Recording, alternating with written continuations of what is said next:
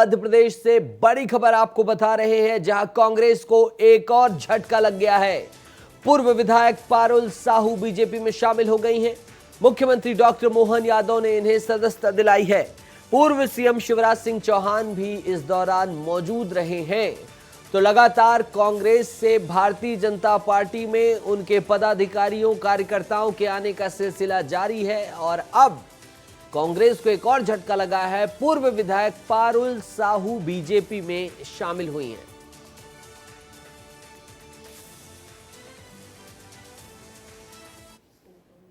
मैं अपने घर में वापस आई हूं, अपने परिवार के लोगों के साथ मैं फिर से पार्टी में मिलके काम करूंगी। पहले गोविंद सिंह को आपने हराया, फिर गोविंद सिंह आपको हराए हैं, अब दोनों एक ही पार्टी में हैं। देखिए, सभी भारतीय जनता पार्टी के कार्यकर्ता हैं और मिलके काम करेंगे। ये क्या कारण रहा कांग्रेस से बीजेपी जाने का? हमारी आइडियोलॉजी मैच नहीं करती है और मेरे संस्कार उनके संस्कार से मैच नहीं करते। आपके घर पे 1-2 दिन पहले कार्रवाई हुई थी। देखिए, ये पारिवारिक बात है, मैं तो अपने परिवार में वापस आई।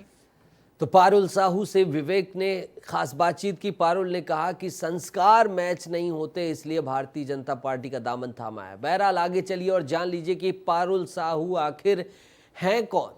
पारुल साहू 2013 में सुर्खी से विधायक रही हैं। कद्दावर नेता गोविंद सिंह राजपूत को इन्होंने हराया था। 2018 में बीजेपी ने पारुल साहू को टिकट काट दिया था। 2020 में हुए उपचुनाव में गोविंद सिंह राजपूत को बीजेपी ने टिकट दिया। 2020 में पारुल साहू ने बीजेपी छोड़ी और कांग्रेस में शामिल हो गई। 2020 में उपचुनाव में पारुल साहू चुनाव हार गईं और पारुल साहू अब भारतीय जनता पार्टी का दामन थाम चुकी हैं। वापस से उसी दल में आ गई हैं जिस दल में थी, यानी कि भारतीय जनता पार्टी। छिंदवाड़ा से बड़ी खबर है, जहां छिंदवाड़ा की लड़ाई शराब और नोटों तक आ गई है। कैलाश विजयवर्गीय ने बयान दिया है कि चुनाव में हार देखकर नोट तंत्र का सहारा नकुल नाथ ले रहे हैं। लोकतंत्र को नोट तंत्र के माध्यम से खरीदना चाहते हैं नकुल नाथ। कैलाश विजयवर्गीय ने आरोप लगाया है लोगों को पैसे, बर्तन, शराब बांटी जा रही है। गंभीर आरोप लगाया है कैलाश विजयवर्गीय ने। नकुल नाथ के घर जांच होनी चाहिए, उनके घर में बोरों में नोटें भरी हुई हैं, उन्होंने कहा है। छिंदवाड़ा को संवेदनशील घोषित करने की मांग भी कैलाश विजयवर्गीय करेंगे, ऐसा उन्होंने कहा है कि चुनाव आयोग से हम संवेदनशील क्षेत्र घोषित करने की मांग करेंगे।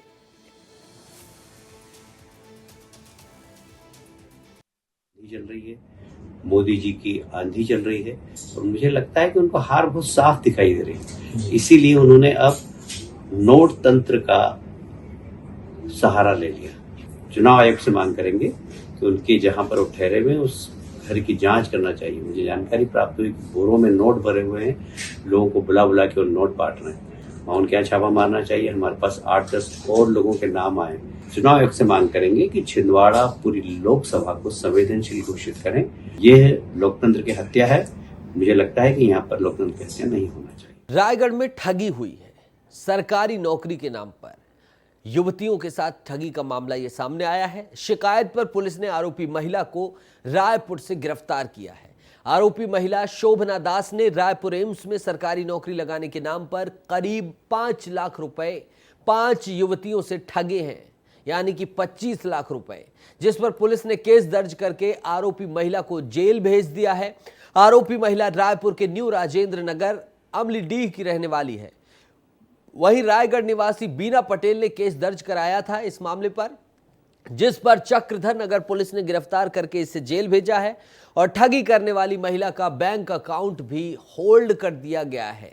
इससे पहले भी आरोपी महिला के खिलाफ खमतराई थाने में अपराध दर्ज किया गया था।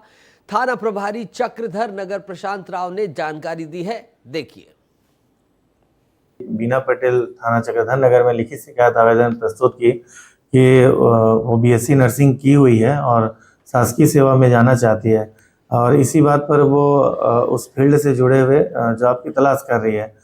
इसके कुछ दिन में इसका संपर्क जो है शोभना दास, जो रहने वाले रायपुर के है, उससे हुआ और उसने बोला कि मैं तुम्हें एम्स में स्टाफ नर्सिंग में नौकरी दिला सकती हूँ, जिसके एवज में तुमको 1.5 लाख रुपए देना पड़ेगा।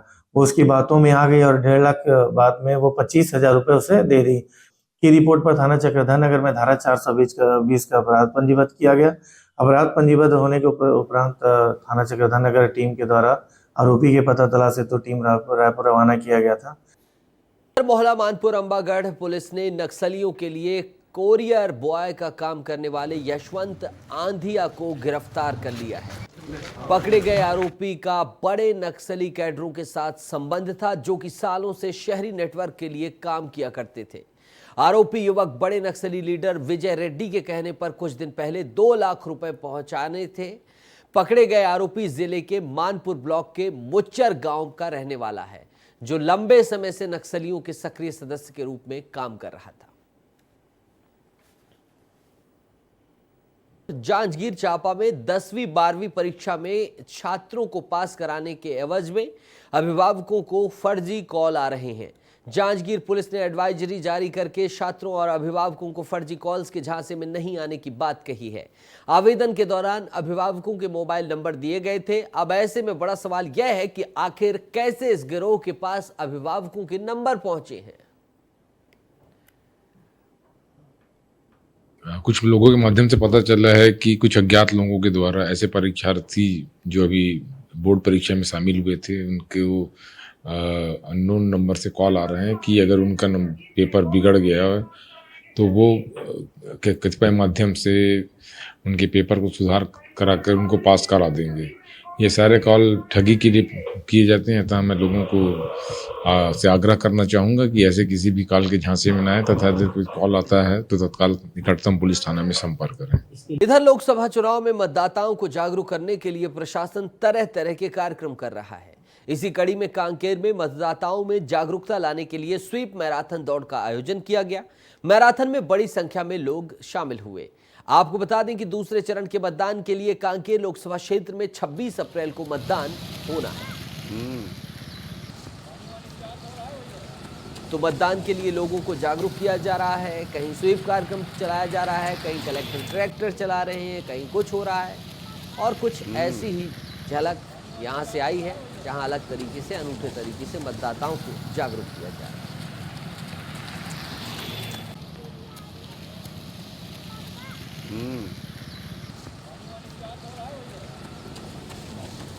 छत्तीसगढ़ में पिछले कुछ दिनों से मौसम का मिजाज बदला हुआ है। बलौदा बाजार समेत प्रदेश के कई जिलों में तेज आंधी बारिश के साथ बारिश हो रही है।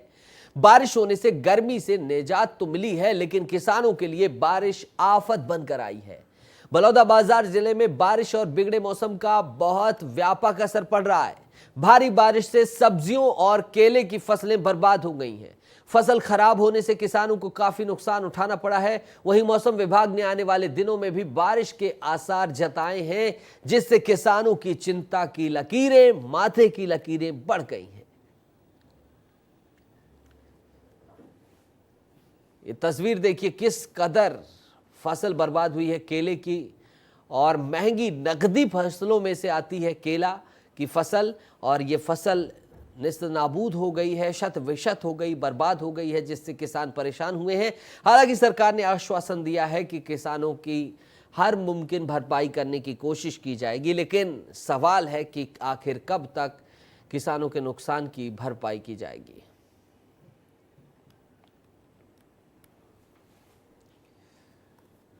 विस्तार न्यूज अब आपको गुढ़ियारी अग्निकांड पर सबसे बड़ी खबर बता रहा है, जहां गुढ़ियारी अग्निकांड में पुलिस ने पूछताछ शुरू कर दी है। पुलिस ने कई कर्मचारियों को पूछताछ के लिए नोटिस जारी किया है। यार्ड मैनेजर और गार्ड से पूछताछ जारी हो गई है। लापरवाही की जानकारी मिलने पर मामला दर्ज होगा। बिजली विभाग भी अलग से जांच कर रहा है। तो गुढ़ियारी अग्निकांड में बड़ा अपडेट आपको बता रहा है विस्तार न्यूज, जहां अग्निकांड में पुलिस ने पूछताछ शुरू कर दी है। कई कर्मचारियों को नोटिस जारी किया गया है कि आखिर लापरवाही कहां हुई है। आइए और जवाब दीजिए। यार्ड मैनेजर और गार्ड से पूछताछ जारी हुई है। लापरवाही की जानकारी मिलने पर मामला भी दर्ज होगा और बिजली विभाग भी अलग से जांच कर रहा है। विस्तार न्यूज ने आपको सुपर एक्सक्लूसिव वीडियो दिखाया था, जिसमें घास काटकर सूखी घास डाल दी गई थी, और उसी घास में स्पार्क की वजह से चिंगारी पहुंची। चिंगारी आग बनी और आग ने इतना भीषण रूप लिया कि लगभग 100 करोड़ की हानि हुई थी। तो बड़ी खबर आप देख रहे हैं। अब उस मामले में अग्निकांड के मामले में नोटिस जारी किया गया है कई कर्मचारियों को, जिसमें यार्ड मैनेजर और गार्ड शामिल हैं। यार्ड मैनेजर और गार्ड से पूछताछ हो रही है। कई कर्मचारियों को और नोटिस भेजा गया है और लापरवाही अगर होगी तो मामला दर्ज किया जाएगा। ये जानकारी विस्तार न्यूज आपको बता रहा है। बिजली विभाग भी अलग से जांच करा। रोहित हमारे सहयोगी जुड़ गए हैं ज्यादा जानकारी के साथ। रोहित, यार्ड मैनेजर और गार्ड से पूछताछ की जा रही है सबसे पहले, और कई कर्मचारियों को नोटिस भेजा जा रहा है। कौन कौन से हैं वो कर्मचारी, आला अधिकारी कौन से हैं, और क्या यार्ड मैनेजर और गार्ड से पूछताछ की जा रही है, ये समुचित हल है या बड़े अधिकारियों से भी पूछताछ होनी चाहिए? रोहित, बिल्कुल, देखिए तमाम बड़े अधिकारियों से भी पूछताछ होगी। ये शुरुआती फेज है और पुलिस ने इस पर जो है वो संज्ञान लिया है, क्योंकि घटना बड़ी थी तो घटना पर संज्ञान लेने के साथ में अब तमाम लोगों से जो पूछताछ है उसका क्रम शुरू किया गया है। परसों से ये तलब शुरू की गई है। परसों से लगातार पुलिस नोटिस जारी कर रही है और फिलहाल अभी तक के छोटे लेवल पे जो वहां पर प्रत्यक्षदर्शी घटना के दौरान पर मौजूद थे, वो जो पहले से वहां पर मौजूद थे, उनसे पूछताछ जो है वो शुरू की गई है और तमाम लापरवाही की शिकायत पर लापरवाही की जानकारी पे ये जांच जो है वो शुरू की गई है। अब इस पर क्या पुलिस को जानकारी मिलती है और किस तरह से वो जो है आगे का क्रम बढ़ता है, आने वाला दिन बताएगा। लेकिन फिलहाल बड़ा घटना था और बड़े घटने पे पुलिस ने भी संज्ञान ले लिया। इससे पूर्व में भी बिजली विभाग अलग से जो है वो अलग से जांच कर रहा है और जांच की रिपोर्ट भी, बिजली विभाग की जांच की रिपोर्ट का आज अंतिम दिन है, तो ये भी माना जा सकता है कि आज या कल में बिजली विभाग की जांच की रिपोर्ट आ जाएगी। वहीं पर जो पुलिस ने अपनी जांच शुरू की है उसमें 1 से 1.5 हफ्ते का समय और लगेगा। नीतीश, बिजली विभाग क्या जांच कर रही है? रोहित, साफ तौर पर दिखाई दे रहा है कि चिंगारी गिरी, घास में आग लगी और जलकर सब कुछ धू-धू हो गया। तो बिजली विभाग जांच किन पहलुओं की कर रही है कि बिजली का स्पार्क कैसे गिरा, कि बिजली वहां से कैसे जा रही थी? रितेश, देखिए 2 दिन पहले ये जांच शुरू की गई थी और उसके बाद विस्तार न्यूज ने सबसे पहले ये जानकारी दी थी, ये वीडियो दिखाया था और ये सीसीटीवी फुटेज सामने लाया था, जिसमें साफ तौर पर देखने को मिल रहा था कि चिंगारी जो है वो गिरी। घास के ऊपर चिंगारी गिरने से जो ये पूरा आग है वो फैला था। लेकिन जो जांच है, विभागीय जांच है, क्योंकि कमेटी का गठन किया गया है और कमेटी लगातार अनेक पहलुओं पर जांच कर रही है। अब क्या कुछ होता है और जांच रिपोर्ट में वो क्या सामने लेकर आते हैं, ये अब जब जांच रिपोर्ट आएगी उसके बाद जांच रिपोर्ट आएगी तब पता विभाग... चलेगा। और हम विस्तार न्यूज लगातार उस खबर को दिखा रहा था और दिखाएंगे। बिजली विभाग की भी घनघोर लापरवाही सामने आई थी। जांच रिपोर्ट जैसे ही आएगी उस पर भी समीक्षा होगी कि आखिर जांच रिपोर्ट में किन बिंदुओं को मेंशन किया गया है। छत्तीसगढ़ में लगातार बारिश का दौर जारी है, उसी की बात करते हैं। बेमौसम बारिश ने किसानों की चिंता बढ़ा दी है। लगातार बारिश होने से किसानों को भारी नुकसान उठाना पड़ा है। मौसम विभाग की माने तो आने वाले 2 से 3 दिनों तक इसी तरह का प्रदेश में मौसम रहने वाला है। फसलों को नुकसान और बेमौसम बारिश के साथ ही अन्य मुद्दों पर डिप्टी सीएम ने खास बातचीत की है हमारे संवाददाता खोमन साहू से, उससे सुनिए। केंद्रीय मंत्री राजनाथ सिंह कल छत्तीसगढ़ दौरे पर आने वाले हैं। हमारे साथ बातचीत करने उप मुख्यमंत्री जी हैं अरुण साहू जी। कल केंद्रीय मंत्री जी आ रहे हैं, कैसी तैयारी है आप लोगों की? भारतीय जनता पार्टी पूरी ताकत से चुनाव की तैयारी में जुटी हुई है।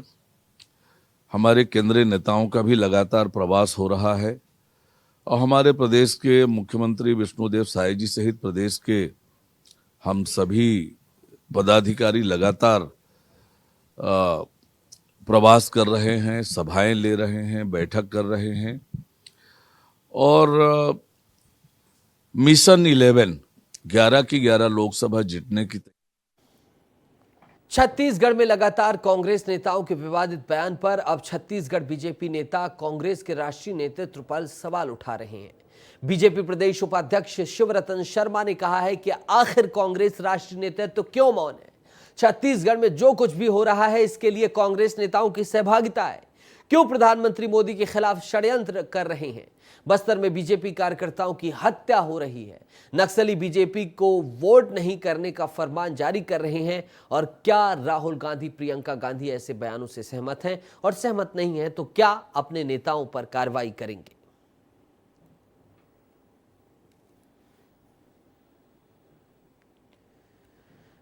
इधर छत्तीसगढ़ के अंबिकापुर से भाजपा विधायक प्रबोध मिंज का बड़ा बयान सामने आया है। प्रबोध मिंज ने पीएम मोदी के खिलाफ साजिश की आशंका जताई है। उनका मानना है कि कांग्रेस पीएम मोदी के खिलाफ साजिश रच रही है क्योंकि कांग्रेस लोकतांत्रिक रूप से चुनाव हार रही है। कांग्रेस के नेताओं के जो बयान आ रहे हैं और उससे ऐसा महसूस होता है कि कांग्रेस कोई ना कोई प्रधानमंत्री मोदी जी के प्रति कोई साजिश रच रही है और आने वाले समय में कोई गंभीर घटनाक्रम हो सकता है। जैसे हमारे कवासी लखमा जी जो लोकसभा के प्रत्याशी हैं बस्तर से, उन्होंने भी अपने एक संबोधन में कहा था कि कवासी जीतेगा तो मोदी मरेगा। और इसके पहले राजनांदगांव की जो भूपेश बघेल का नामांकन रैली था, उस समय भी चरणदास महंत ने जो बातें कही थी कि किस तरह से उन्होंने बात लाठी से नरेंद्र मोदी जी का सिर फोड़ने की बात। जांजगीर चांपा के अर्जुनी गांव की नहर में मासूम बच्ची की लाश मिली है। मृत बच्ची की उम्र 1.5 से 2 साल बताई जा रही है। लाश देखकर ग्रामीणों ने पुलिस को सूचना दी, जिसके बाद पुलिस मौके पर पहुंचकर जांच में जुटी। पुलिस के मुताबिक बच्ची के माथे पर चोट के निशान हैं। वहीं मृतिका की पहचान रसेड़ा गांव निवासी कृष्णा कुमार गोंड की बेटी के रूप में हुई है। पोस्टमार्टम रिपोर्ट आने के बाद बच्ची की मौत के कारण का पता चल सकेगा।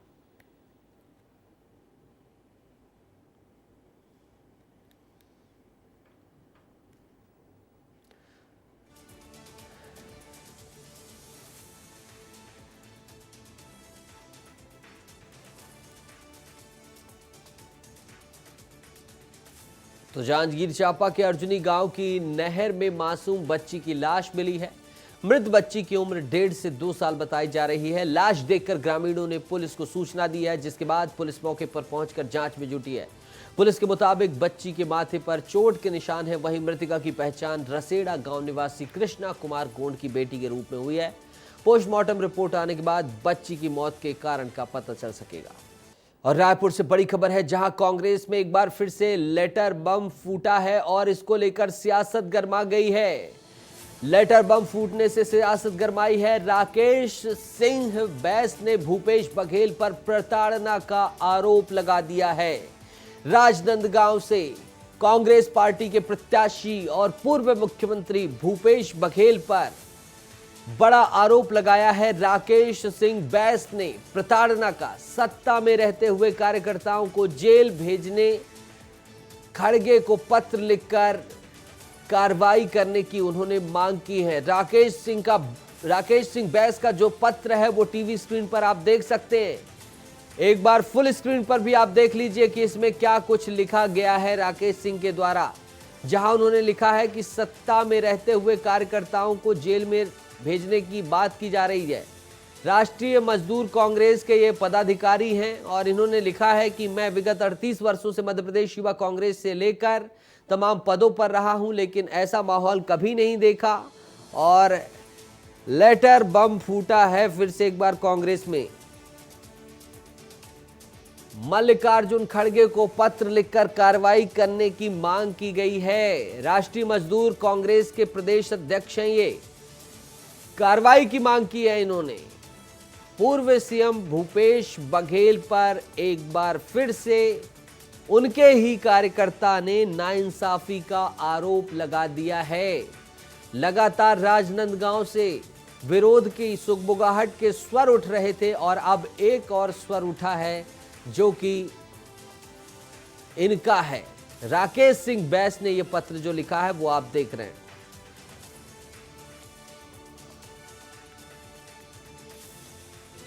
राष्ट्रीय मजदूर कांग्रेस के प्रदेश अध्यक्ष ने खड़गे को पत्र लिखा है। राकेश सिंह बैस ने भूपेश बघेल और विकास उपाध्याय जैसे कई बड़े नेताओं पर आरोप लगाया है। सत्ता में रहते हुए कार्यकर्ताओं को जेल भेजने और प्रताड़ित करने का आरोप लगाया है। राष्ट्रीय अध्यक्ष खड़गे से कार्रवाई करने की मांग की। सरगुजा संभाग के कई गांवों में आज भी लोग नदी नाले का पानी पीने के लिए मजबूर हैं। पंडो जनजाति के लोगों को सुबह शाम कड़ी मेहनत के बाद भी पीने के लिए साफ पानी नहीं मिल पा रहा है। अधिकारियों की उदासीनता के चलते 10 सालों से पहाड़ से नीचे सड़क किनारे निवासरत 25 पंडो परिवारों को बिजली, स्वास्थ्य, स्कूल के लिए जूझना पड़ रहा है। ग्रामीणों ने बताया है कि राशन लेने के लिए 20 किलोमीटर पहाड़ी रास्ते से पैदल चलना पड़ता है। पहाड़ के नीचे आकर 2013 में सड़क किनारे बस गए थे और अब यहीं खेती बाड़ी करने लगे हैं। अब यहां से राशन की दुकान की दूरी 4 किलोमीटर है। मूल सुविधा को लेकर इसकी शिकायत अफसरों से भी हुई है, लेकिन जांच के नाम पर उन्हें सिर्फ गुमराह किया जा रहा है। पंडो जनजाति के लोगों को मांग है कि उनके जमीन बस्ती से एक हैंडपंप लगाया जाए, हैंडपंप की सुविधा दी जाए ताकि उन्हें पानी मिल सके और राष्ट्रपति के दत्तक पुत्र के रूप में इस जनजाति को गिना जाता है और उसकी ये दुर्दशा देखकर काफ़ी सारे सवाल खड़े हो रहे हैं।